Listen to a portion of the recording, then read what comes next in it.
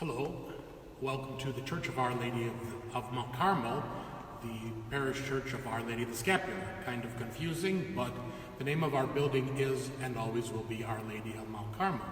So we thought that perhaps during this time when we can't come into the church, for all of our parishioners, we might have a kind of tour and explanation of the church, things you look at every time you come into the church. Maybe you don't look at them carefully and appreciate all there is to it. Certainly when you can't come in, you really do appreciate what you can't see, but through this miracle of technology, you will be able to see and perhaps look at these things and understand them a little bit better. And then for others who are watching from wherever, you can learn something about our church, something about our faith, and we would certainly invite you to come and see it in person. So the Church of Our Lady of Mount Carmel was begun in 1915 and completed in the spring of 1916. The architect of the building was Mr. Harry Rill, a well-known architect in the city of Detroit at the time. He had designed other churches in the city. Our church is built in what's called Italian Renaissance style. It's a style that became popular right after the Gothic revival style, which so many churches that we would recognize in Detroit and in the area are built in that Gothic style, but they moved away from that and went to this Italian Renaissance style. So as I say, the church was started in 1915, completed in 1916. The layout of the church is in the pattern of a cross. So if we were above the church looking down, we would see that it's laid out as a cross. And so the long part of the cross is called the nave, and the arms of the cross are called the transept. So we're going to begin this tour today by looking at this window in the north transept of the church. So the picture that is shown here depicts an event which took place in June of 1675. So in the window you see there is a nun kneeling there, Sister Margaret Mary Alacoque, who is now a saint. She was a member of the Visitation Nuns, and this convent that she was living in was in an area called Parish, which is in Burgundy, France.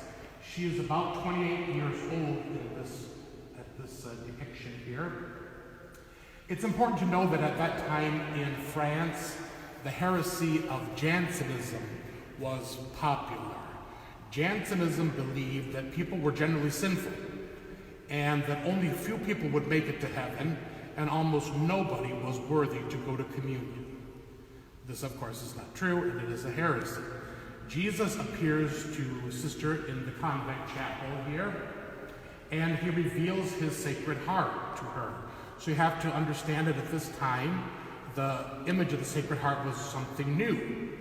And the purpose of this revelation and this image was to remind people that God is merciful and that sins can be forgiven, and the heart of Jesus is the symbol of God's love.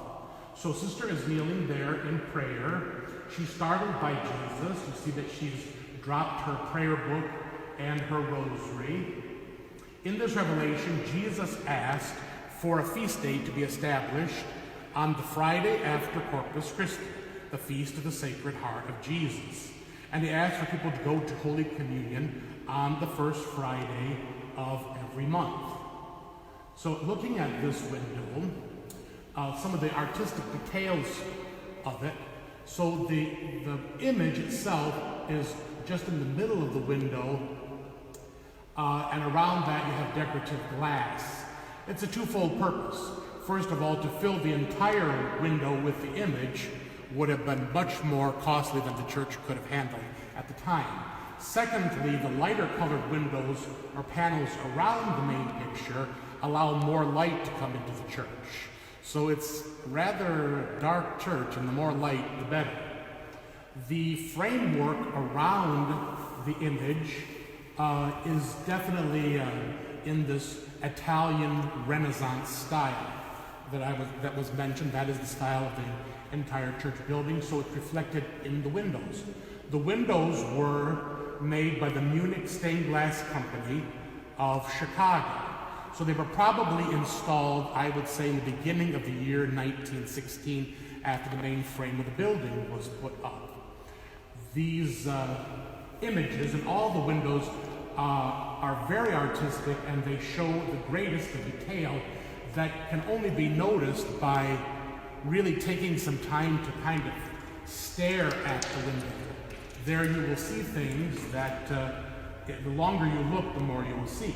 So, for example, when you look at this window, you'll see that behind Jesus there, you will see that the tabernacle door on the altar that Sister is kneeling in front of, the tabernacle door is open, and the ciborium there is able to be seen. And there's a lit candle next to it. This is also an indicator from, if you look at these windows from a theological point of view, that the Sacred Heart of Jesus and the Holy Eucharist are very much connected. That would be the reason why I do believe that Jesus would have asked that his feast day of the Sacred Heart should take place on the Friday after Corpus Christi, which is the big feast day of the Holy Eucharist. Looking more at the window, you will see that there on the altar, the missal is open, and if you look more carefully, you look at it, you'll see the lace altar cloth and the actual wood grain of the altar. Jesus is floating on a cloud there in front of the altar. The artist has gone so far as to make a rug with fringes on it. Sister's kneeling on a pillow with tassels on it.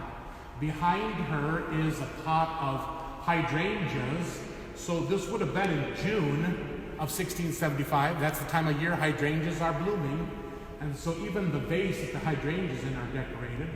The angel hovering in the window, you can see it's the window of the chapel, which is open, clouds behind, or sky behind, the stone window, even the marble pillars, in green marble pillars by the altar. So a great deal of detail in this. Even if you look at the robes of Jesus, you see that it's a red kind of brocade pattern. The artist has gone to great lengths in the detail. That's really what makes these windows such great works of art.